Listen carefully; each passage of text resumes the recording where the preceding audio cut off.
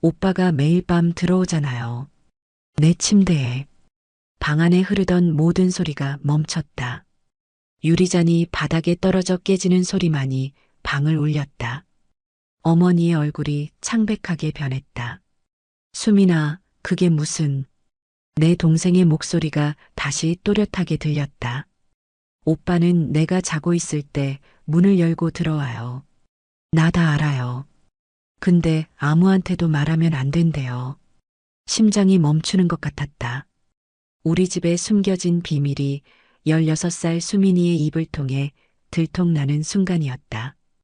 오빠의 눈에서 광기가 번뜩였다. 이 망할 년이. 어머니가 내 손을 꽉 움켜쥐었다. 그녀의 손이 얼음장처럼 차가웠다. 은주야, 내가 어떻게... 내가 입을 열기도 전에 오빠가 수민을 향해 달려들었다. 오늘도 사연의 창 영상을 시청해 주셔서 감사합니다. 구독과 좋아요는 영상 제작에 큰 힘이 됩니다. 바람이 창문을 두드리는 소리에 잠에서 깼다. 시계는 새벽 3시를 가리키고 있었다. 20년 전의 기억이 악몽처럼 되살아나 잠을 설쳤다. 나는 이제 38. 그때의 기억은 여전히 내 안에 상처로 남아있다. 나는 침대에서 일어나 부엌으로 향했다. 물을 한 잔 따르며 창밖으로 보이는 도시의 불빛들을 바라봤다. 빗방울이 유리창에 부딪히는 소리가 나를 더욱 과거로 데려갔다. 그날도 이렇게 비가 내렸었다. 10대 시절, 우리 가정은 겉으로 보기엔 완벽했다. 아버지는 지역에서 이름 있는 의사였고, 어머니는 중학교 교감으로 일했다. 오빠 준호는 서울대 의대에 합격한 자랑스러운 장남이었고, 나는 고등학교 2학년, 막내 수민이는 중학교 1학년이었다. 하지만 그 완벽함 뒤에는 어두운 그림자가 있었다. 수연아, 수업 끝나고 집에 일찍 와라.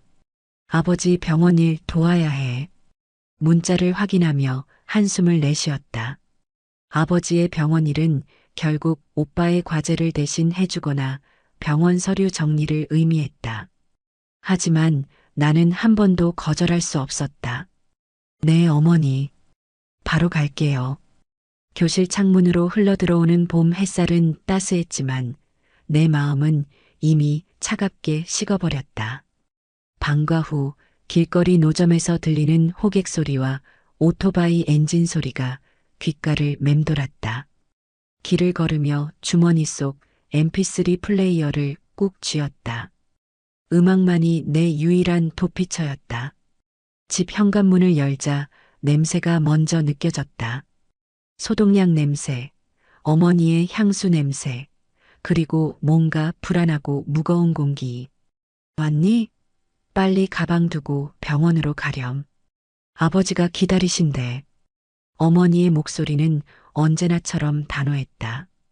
거실 소파에는 오빠가 의대 교과서를 펼쳐놓고 앉아 있었다.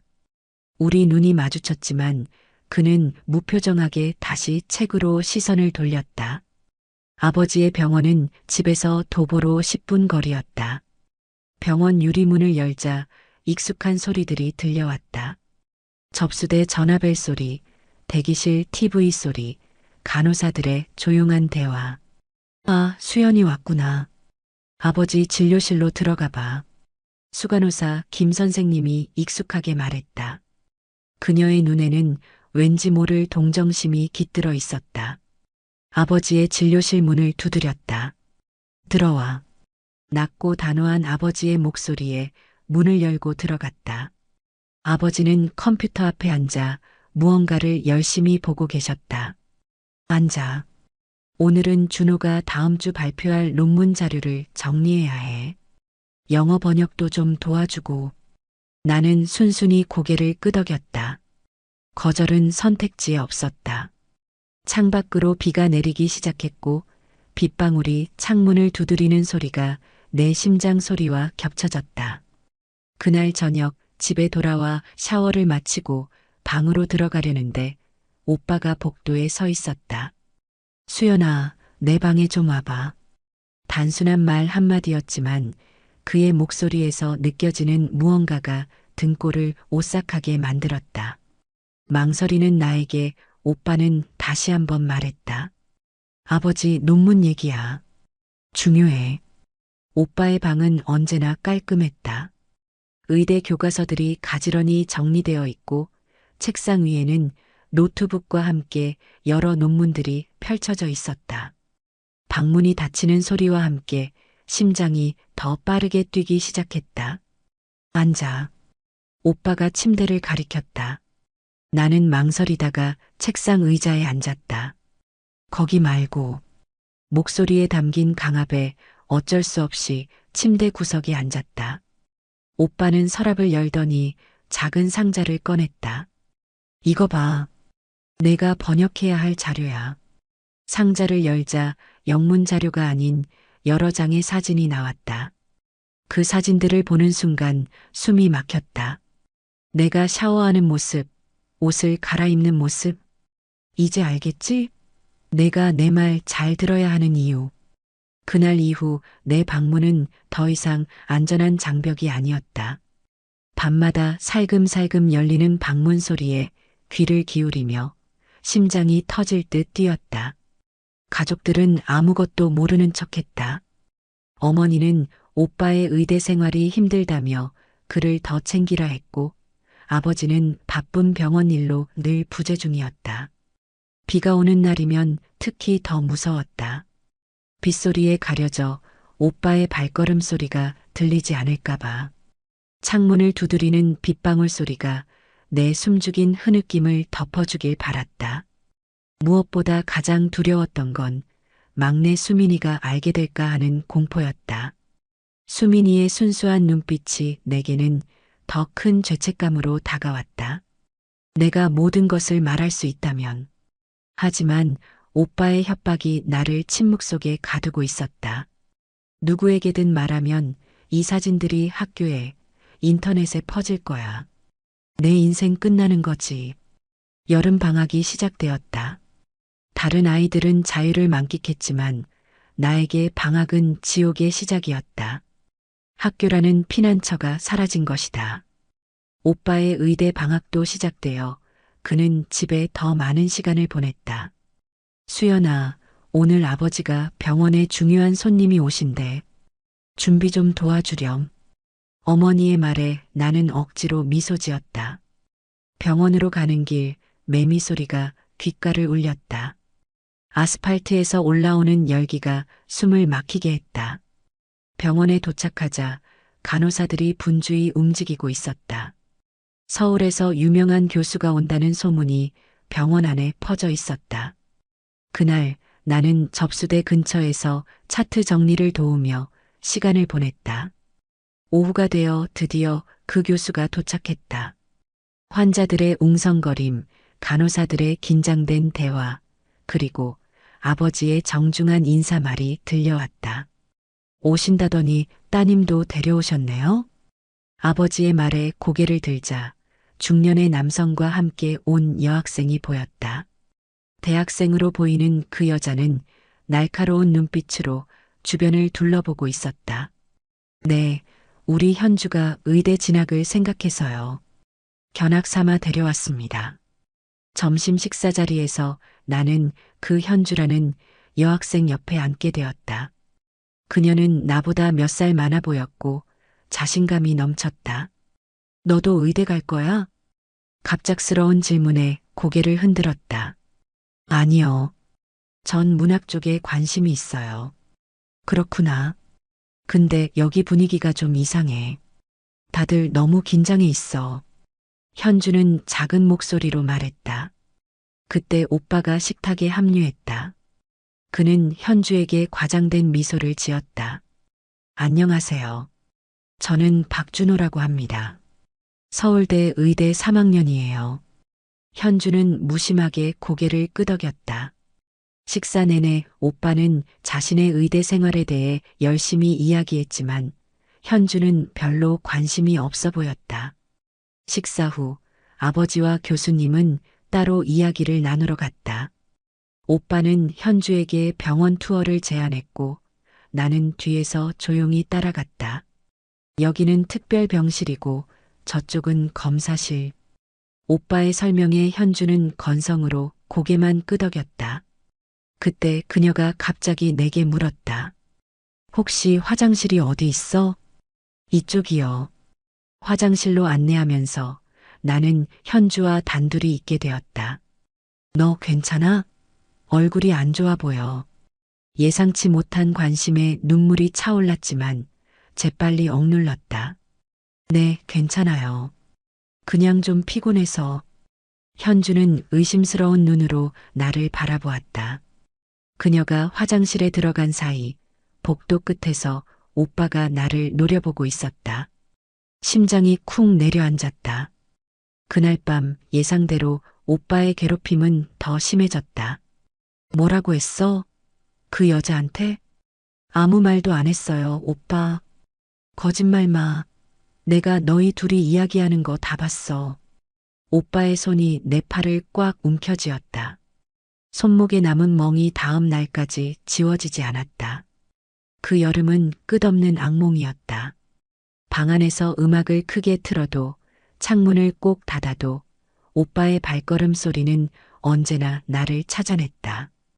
복도에서 들리는 나무 바닥 삐걱거리는 소리, 문고리가 천천히 돌아가는 소리, 그리고 내 숨죽인 흐느낌. 어느 날 수민이가 내 방에 들어왔다. 언니, 왜 맨날 울어? 순간 심장이 멈추는 것 같았다. 언니가 울었어? 누가 그래?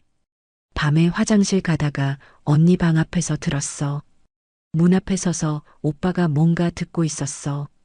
순간 식은땀이 흘렀다. 수민이가 얼마나 알고 있는 걸까? 수민아, 그건 언니가 슬픈 영화 봐서 그런 거야. 오빠한테 이런 얘기하면 안 돼, 알았지?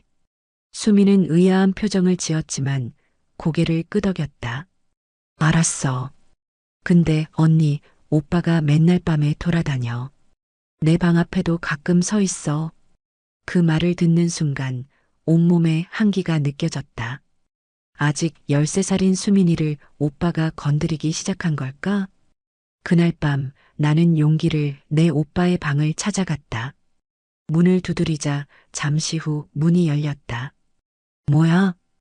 오빠의 차가운 목소리가 나를 더 움츠러들게 했지만 수민이를 위해 용기를 냈다. 오빠, 수민이한테는 그러지 마. 오빠의 얼굴에 순간 당혹감이 스쳤다가 곧 비웃음으로 바뀌었다. 내가 뭘 안다고? 걱정 마, 수민이는 내 대용품이 아니니까. 제발, 제발 수민이만큼은. 목소리가 떨렸다. 알았어. 조건이 있어. 넌 절대 누구에게도 말하지 않는 거야. 특히 수민이한테. 알겠어? 나는 고개를 끄덕였다. 그 순간만큼은 수민이의 안전을 위해 어떤 희생도 감수할 수 있었다. 하지만 그 약속은 결국 지켜지지 않았다. 여름이 가고 가을이 오면서 오빠의 행동은 점점 대담해졌다. 이제는 가족이 모인 자리에서도 교묘하게 나를 통제했다. 식탁 밑에서 발로 내 다리를 꾹 누르거나 뒤에서 어깨를 스치듯 지나가며 속삭이는 협박들. 수민이는 점점 조용해졌다. 학교에서 돌아와도 자기 방에만 틀어박혔고 가족 식사 시간에도 말이 없었다. 내가 무슨 일인지 물었지만 수민이는 고개만 흔들었다. 그냥 학교 숙제가 많아서 피곤해. 10월 말 집에서 작은 가족 모임이 있었다. 아버지의 생일이었다. 친척들이 모여 식사를 하고 잡담을 나누는 평화로운 시간처럼 보였다. 하지만 내 눈에는 그 모든 것이 가짜처럼 느껴졌다. 준호는 정말 자랑스러워. 내년이면 의사 면허 시험인데 지금부터 준비한대. 아버지의 자랑에 친척들이 감탄했다. 오빠는 겸손한 척 미소 지었고 나는 속으로 울분을 삼켰다. 식사가 끝나고 다가를 준비하면서 갑자기 수민이가 큰 소리로 말했다. 오빠가 매일 밤 들어오잖아요. 내 침대에. 그 순간 시간이 멈춘 것 같았다. 방 안의 웃음소리, 대화소리, 모든 것이 멈췄다. 친척 아주머니가 들고 있던 유리잔이 바닥에 떨어져 깨지는 소리가 정적을 깼다. 수민아, 그게 무슨... 어머니의 목소리가 떨렸다. 오빠는 내가 자고 있을 때 문을 열고 들어와요. 나 다 알아요. 근데 아무한테도 말하면 안 된대요. 언니한테 했던 것처럼. 그 마지막 말에 내 심장이 멎는 듯 했다. 수민이는 알고 있었다. 모든 것을. 오빠의 얼굴에서 혈색이 빠져나갔다가 금세 분노로 변했다. 이 망할 년이. 오빠가 수민이에게 달려들려는 순간 아버지가 오빠의 팔을 잡았다. 준호야, 진정해. 수민아, 지금 무슨 말을 하는 거니? 수민이는 떨리는 목소리로 계속했다. 언니 방에도 자주 가요. 내 방 앞에도 서 있고, 그리고 이거 봐요. 수민이는 주머니에서 작은 메모리 카드를 꺼냈다. 오빠 컴퓨터에서 봤어요. 언니가 울면서 오빠한테 제발 수민이만큼은 그러지 말라고 했을 때, 순간 모든 것이 명확해졌다. 수민이는 자신도 오빠의 다음 목표라는 것을 알았고, 오빠의 컴퓨터에서 증거를 찾아냈던 것이다. 거짓말이야. 이 아이가 왜 이러는지 모르겠어요. 오빠가 소리쳤지만 이미 방 안의 공기는 변해 있었다. 친척들의 충격받은 표정, 어머니의 창백한 얼굴, 그리고 아버지의 굳은 표정. 준호야, 이게 정말이니? 아버지의 목소리는 평소와 달리 작고 약했다. 당연히 거짓말이죠. 누가 이런 말을 믿어요? 내가 얼마나 바쁜데 이런 짓을. 수연아. 아버지가 내게 시선을 돌렸다. 그의 눈에는 처음 보는 두려움이 있었다. 수연아, 말해봐. 이게 수민이 말이 사실이니? 20년간의 침묵이 내 목을 조이고 있었다. 그 순간 수민이가 내 손을 꼭 잡았다. 그녀의 작은 손이 내게 용기를 주었다. 네. 단 한마디로 내 세계가 무너졌다. 그리고 동시에 새롭게 시작되었다.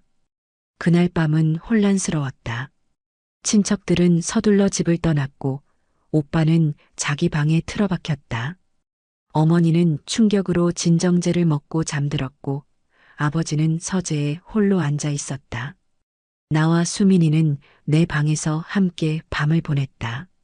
수민이는 내 손을 잡은 채 잠들었고 나는 밤새 천장을 바라보며 눈물을 흘렸다.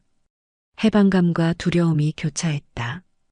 다음 날 아침 아버지가 우리를 거실로 불렀다. 오빠도 거기 있었다. 그의 눈은 붉게 충혈되어 있었지만 여전히 적대감이 느껴졌다.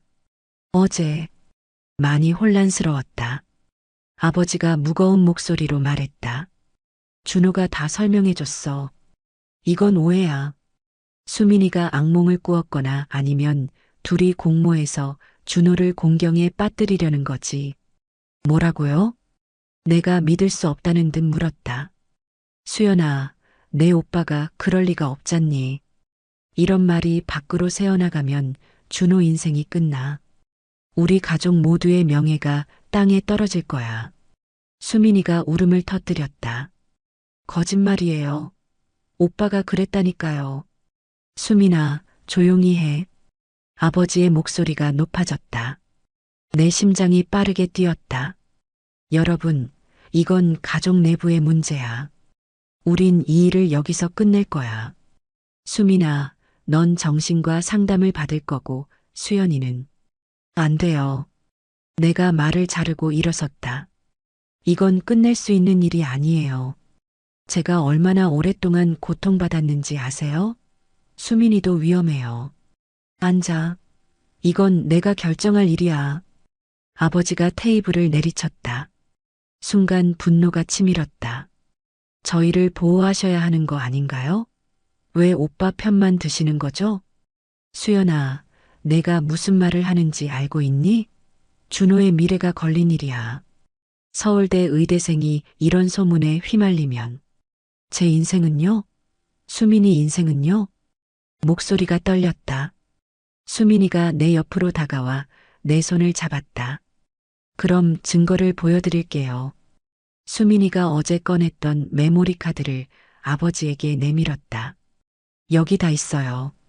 오빠가 언니 방에 들어가는 모습, 언니가 우는 소리, 오빠가 언니를 협박하는 녹음. 오빠의 얼굴이 창백해졌다. 이건 조작된 거야. 설마 이런 걸 믿으시는 건 아니죠? 아버지가 메모리 카드를 바라보았다. 그의 손이 떨리고 있었다. 이걸 봐야겠구나. 오빠가 갑자기 일어나 수민이에게 달려들었다.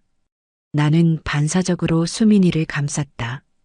이 메모리 카드 내놔. 당장. 아버지가 오빠를 제지했다. 준호야, 진정해. 놓으세요. 이건 다 거짓말이라고요. 오빠의 눈에서 광기가 느껴졌다. 그 순간 어머니가 방에 들어왔다. 그녀의 눈은 부어 있었다. 무슨 일이야? 아버지가 메모리 카드를 들고 말했다. 이걸 확인해 봐야겠어. 그날 오후 거실은 무거운 침묵에 휩싸였다.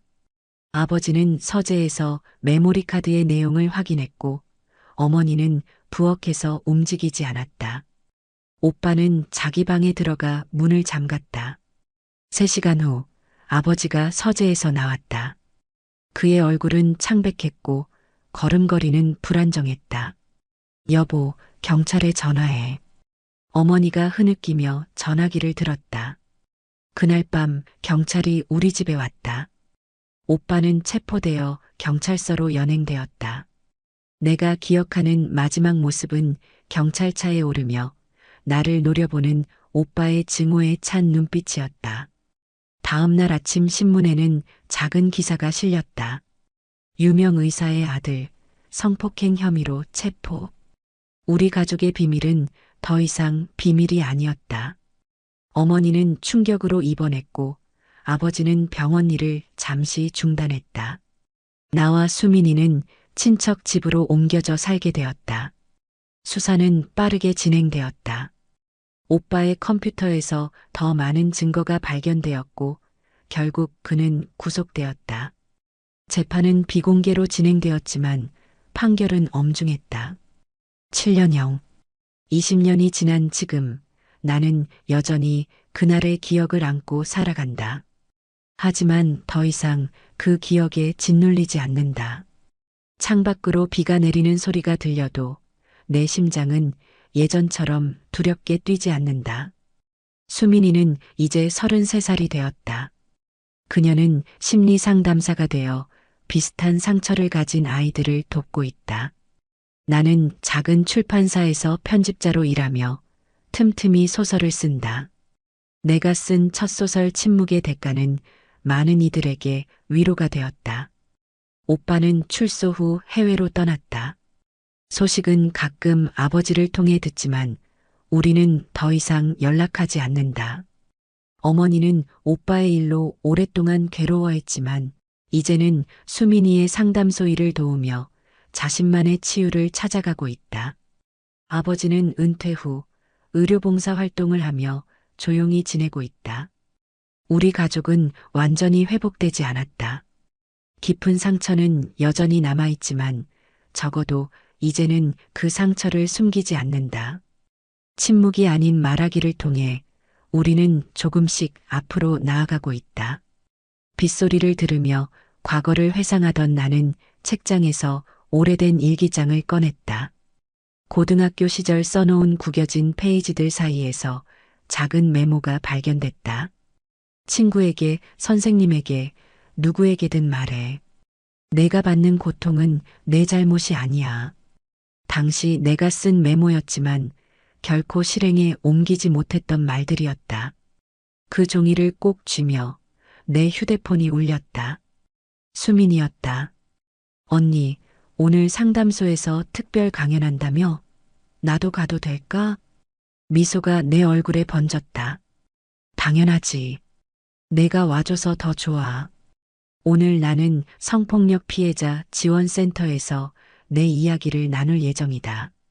침묵에서 벗어나 목소리를 찾은 여정에 대해, 그리고 자신의 이야기를 하는 것이 얼마나 중요한지에 대해. 준비를 마치고 집을 나서며 문 앞에서 잠시 멈춰섰다. 창밖으로 비가 그치고 햇살이 비추기 시작했다. 깊게 숨을 들이쉬고 한 발자국을 내디뎠다. 오늘도 나는 침묵을 깨는 한 걸음을 내딛는다. 강연장으로 향하는 길에 라디오에서 익숙한 노래가 흘러나왔다. 내가 10대 시절 들으며 위로받았던 그 노래. 창문을 조금 열자 상쾌한 빛 냄새가 차 안으로 스며들었다. 깊은 숨을 내쉬며 나는 백미러에 비친 내 모습을 바라보았다. 더 이상 두려워하지 않는 눈동자, 당당한 표정. 이제는 내가 누군가에게 빛이 될 차례였다. 누군가의 침묵을 깨는데 도움이 될 수 있다면 나의 상처도 의미가 있을 테니까. 강연장에 도착하자 많은 사람들이 이미 자리에 앉아 있었다. 입구에서 수민이가 나를 기다리고 있었다. 그녀는 환하게 웃으며 내게 다가왔다. 언니, 오늘도 많은 사람들이 왔네. 우리는 손을 맞잡고 강연장으로 걸어 들어갔다.